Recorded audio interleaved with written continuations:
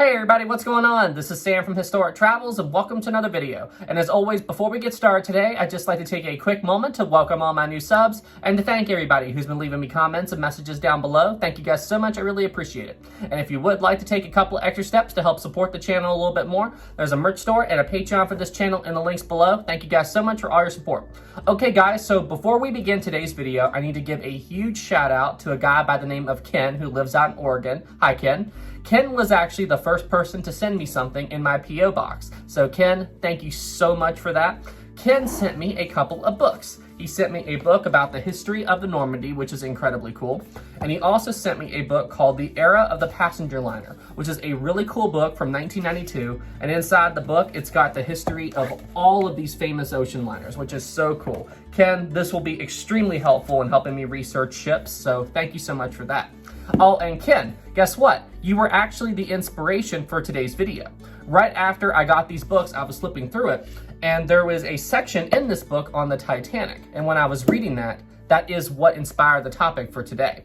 All right, guys, well, hey, without any further ado, let's begin today's video. So let me take a moment to show you guys what I found in this book that was the inspiration for today's video. At the very front of the book, there is a section about the Titanic in here, and it's just a little page that just has some brief history of the ship and stuff. But the one thing in particular that I noticed was right here. Note, the wreck was actually first located on August 15th, 1980. What? So yeah, I was very confused. Now, for those of you who don't know, the wreck of the Titanic was actually discovered by explorer Robert Ballard on September 1st, 1985. So I'm like, what the heck is this book talking about? And then once I thought about it a moment, I remembered that a few people during one of my live streams also commented that the Titanic may have been possibly found before Robert Ballard. Now, at the time that somebody told me this, I did try to research it, but I couldn't find anything on it. If you Google when was the wreck of the Titanic found, you'll find all this information about Robert Ballard's expedition, but nothing before that. So when I read that in this book, that was the first time that I'd actually seen something officially printed that actually said that the Titanic was discovered before 1985. So I began to really research it, and it took some time, but I did eventually find out what that book was referring to. So that's what we're going to be talking about in today's video. And, well, let's get into it. What I discovered in my research was that in the year 1980, more specifically in July of 1980, an expedition was launched in an attempt to try to find the Titanic, 5 years before Robert Ballard would discover the ship. The expedition to find Titanic was conceived by a man named Mike Harris, who dreamed of finding the lost ship for a very long time. But in order to get the expedition underway, he first needed financing. So he turned to a man named Jack Grimm, who was a known explorer, and he hoped that Jack Grimm would be able to help him get the funding he needed to launch his expedition. Although, to say Jack Grimm was a eccentric guy is a bit of an understatement. Jack Grimm was a man who made his fortune in life by drilling for oil wells. Now, from what I could find about him, it doesn't appear that he was up there with some of the richest oil tycoons around, but it does appear that he had quite a bit of money for himself. And one of Jack's hobbies was he loved to go out and look for things that most people would consider to be urban legends or myths. Like, apparently he funded or helped fund expeditions to go and search for the Loch Ness Monster, Bigfoot, the Abominable Snowman, stuff like that.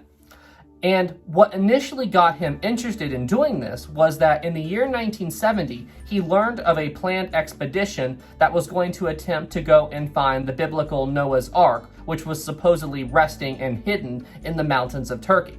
Now, this one expedition turned into 3 expeditions, and they didn't really find anything, but then one time Jack came home with a piece of wood that he claimed was from Noah's Ark, even though he had no real evidence to back up his claims.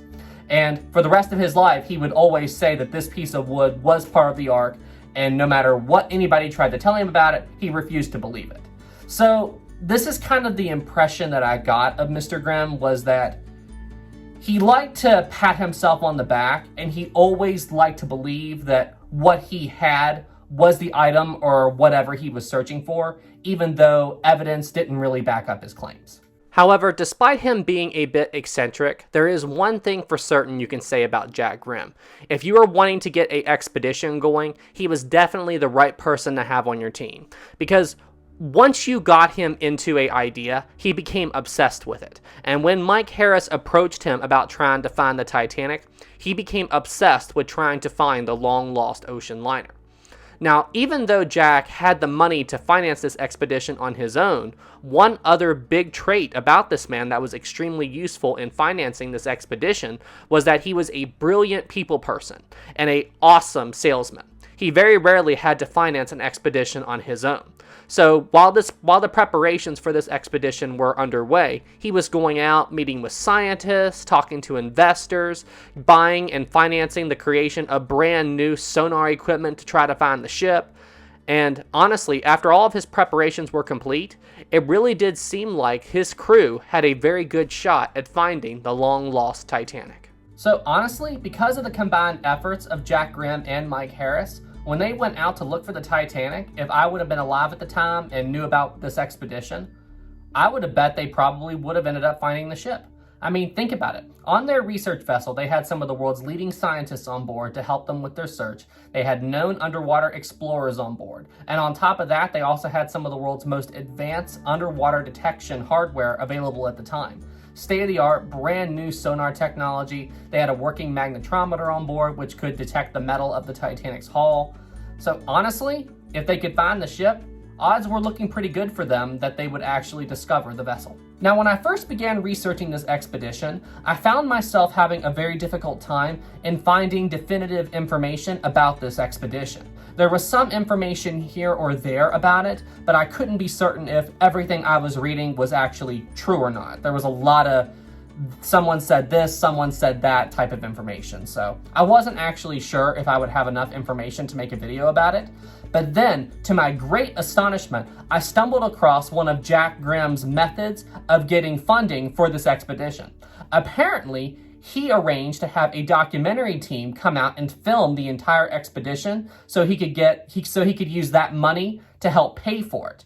And believe it or not, somebody actually uploaded that documentary on YouTube. It's a YouTube channel by the name of Titanic Films by Mark. And I took a quick look at his channel, and he's got all kinds of short films related to all kinds of ships. So if you would like to check out the documentary, I will have it linked in the description below. And I will also have a link to the Titanic Films by Mark YouTube channel in the description below, because this channel was a huge help in me gathering research for this video. So Titanic Films by Mark, thank you so much. And the video and the documentary was definitely interesting, and it was very helpful in helping me gather information for this video. But I will warn you that some of the scenes in that documentary are very, very cheesy. Like, believe it or not, they actually wrote a song to commemorate this expedition. I'll play a tiny bit of it right now. We're gonna find the Titanic in her cold and lonely grave. Yes, we'll find the Titanic with the cowards and the brave. We've all been told the story of the tragedy and glory of that great ship Titanic at the bottom of the sea. So yeah, as you can plainly see, that documentary is incredibly cheesy, but it's still a very interesting watch, and I would highly encourage all of you guys to watch it if you would like to learn more about how they attempted to find the ship in the year 1980. So ultimately, what was the outcome of this expedition? Well, they left to go and search for the Titanic at the end of July in the year 1980, but they did most of their searching for the ship in the month of August 1980. Now, the first location they decided to check was the area that the Titanic said it was at in its distress call messages on the night that it sank. But as we all know today, the Titanic was roughly 13 miles further to the west than where the ship said it was on the night of the sinking, but we didn't know that at the time. So when they reached the site and began searching for the Titanic, well, things didn't really go all that smoothly for the research team. The primary way that this team was going to search for the Titanic was to use this tiny blue unmanned sub that you see in this picture being held from a crane behind the research vessel. And then the plan was that the research ship would tow this tiny submersible behind the vessel while the submersible was at the bottom of the ocean. The submersible would then send out sonar pulses along the seafloor so they could map out the area. And now this same sub also had a magnetometer on board as well. So potentially, if the sonar of the tiny submersible detected the Titanic, they could verify the find with the magnetometer on board the sub that could detect the steel of the Titanic's hull. Now, they didn't just check the area where the Titanic said it went down. They actually had a pretty wide search area when they were looking for the vessel. They checked the area where the ship went down. They also checked the area where the Californian was positioned that night, because they remembered that some of the Titanic's crew said that they could see the Californian, so they wanted to check that area. They also checked the area where the Carpathia picked up the Titanic's lifeboats. So honestly, they were checking all the right spots. But here's the thing you have to remember. A lot of this technology that they were using for this expedition, well, this was the first time it had ever been used in this way. So think of this expedition as kind of a field test for all this technology. And believe it or not, they actually sailed right over the wreck of the Titanic and didn't detect it. Can you believe that? However, they did detect a few objects of interest that they wanted to investigate. They detected a shadow with their sonar that seemed to be roughly the same dimensions of the Titanic if the ship hadn't split in two. Remember, they didn't know it split in two in the year 1980. So they wanted to investigate that, and there were a few other areas here and there that they wanted to check out. But unfortunately, before they could investigate further, bad weather moved in and they were forced to withdraw from the area. Now, they would return the next summer to try to search these locations better. But as far as the expedition in August 1980, they pretty much left empty-handed. In June of 1981, the research team headed back out to try to find the Titanic once again. Now, I didn't say this earlier, but when they were first trying to find the ship in August of 1980, on top of the bad weather that they were dealing with, they also had a good number of technical problems with the equipment they had on board. So they took the time in between expeditions to fix all the equipment. The first site they checked was the site where they saw that very large shadow that roughly matched the dimensions of the Titanic. And then upon further examination, it turns out that that site was just a deep underwater cliff. So that site was a dead end for finding the Titanic. So they decided to check a few other areas where they thought there might be some clues as to the Titanic's location. Now, they spent a good amount of time searching the general area, trying to find clues to the Titanic's location, but they weren't really finding much of anything. And they were out there for so long that they were quickly running out of the money that they had in order to fund this expedition. So before they left, they decided to check one last area to see if this one spot could have a clue to the Titanic's location. And it's what they found at this last area that basically led the members of this team to say, we found the Titanic, even though what they found at this site really has no connection to the Titanic whatsoever. What you are seeing here is underwater footage taken from a camera that the team during the June 1981 expedition were using to try to find the Titanic. And what you're about to see is their so-called evidence where they claim that they found the Titanic. And right there. Okay, so what you're seeing in this video is a propeller blade that this research team found when they were looking for the Titanic. And this propeller blade is their so-called evidence where they claim that they found the wreck of the Titanic. Okay, so when analyzing this, let's first take into account that they did not know the condition of the Titanic stern section. They didn't know that all the propeller blades are there on the wreck, they're just buried in the seafloor. But still, even though they didn't know that, trying to say that this propeller blade came from the Titanic is a major, major stretch. I mean, while ship steering propeller blades wasn't common, it did happen. And you also have to remember the Titanic sank in a busy shipping lane. So there's a lot of other vessels that this propeller blade could belong to. And here's the most crazy part about this whole thing. They actually claim in this documentary that they think that this propeller blade isn't resting on the seafloor. They think it's actually being held quite a ways above the seafloor. Now, I'm not an expert in analyzing things underwater from photographs and video, but still, that looks plain as day clear to me that this object is resting on the seafloor, especially because you can see the camera bouncing off the seafloor, hovering very close to it.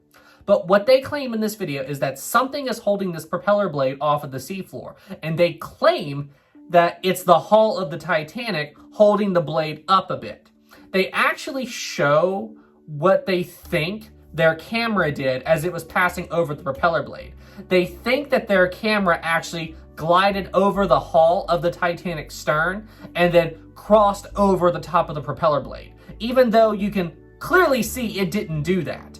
But still, they actually show in the documentary what they think happened when it crossed over the propeller blade. So I'll show you that right now. As we look at this artist's rendering of the hull, we see the course the camera sled probably took as it passed over the blade. So I'm not even going to try to analyze all the things that are wrong with what we just watched, but whatever. So if you go back and watch this documentary, here's the thing. They don't claim for certain that this propeller blade came from the Titanic.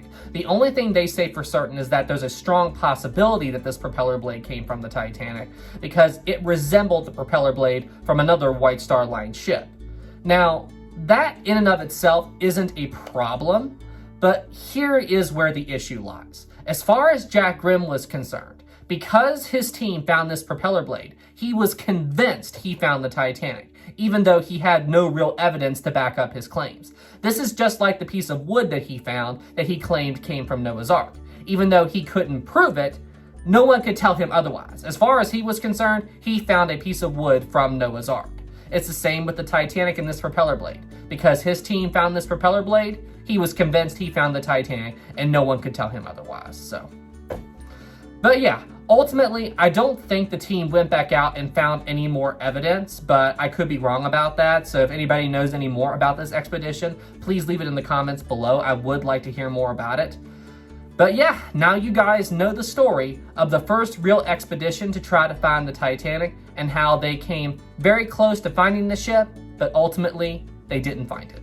Anyway guys, that's it for this video. Thank you all so much for watching. I hope you enjoyed it and found it interesting. And boy, let me tell you, this was definitely one of the most interesting videos that I've worked on this channel for quite a while. Up until I got those books from Ken, I had no idea that this expedition was a thing. So Ken, thank you so much for sending me those books. You are the reason that this video happened. So thank you so much, man. Oh, and about that date that's in that book, about how they found the Titanic in August of 1980, the only thing that I can think of that the author of that book may be referencing is the shadow that they found during that expedition. The author of that book, I guess, used that as evidence to say that the Titanic was found in August of 1980. I can't say that for certain, but that's all I can say based on the information that I have in front of me right now. So anyway, but yeah, anyway guys, thank you all so much for watching. I hope you enjoyed this video. Be sure to leave a like, be sure to subscribe, and thank you guys for doing what you're doing. You guys are awesome. Oh, and if anybody would like to send me anything to my P.O Box for me to review and possibly make a video about it, I will include a link to my, I will include the address to my P.O Box in the description below. All right, everybody. Well, hey, thank you all so much for watching, and I'll see you in the next one. Have a good day, everybody. Hey, if you like the Historic Travels YouTube channel, make sure you check out the Tales of the Protectors book series. Almost Heaven is Part 1, and The Elephant Path is Part 2. This is a young adult adventure series, and if you'd like the Chronicles of Narnia books, you will love these books. You can check out these books in the link in the description below. Special thanks to our Captain Level Patreon supporters, Greg Gallick and Callum Whaley. Thank you guys so much for all the support.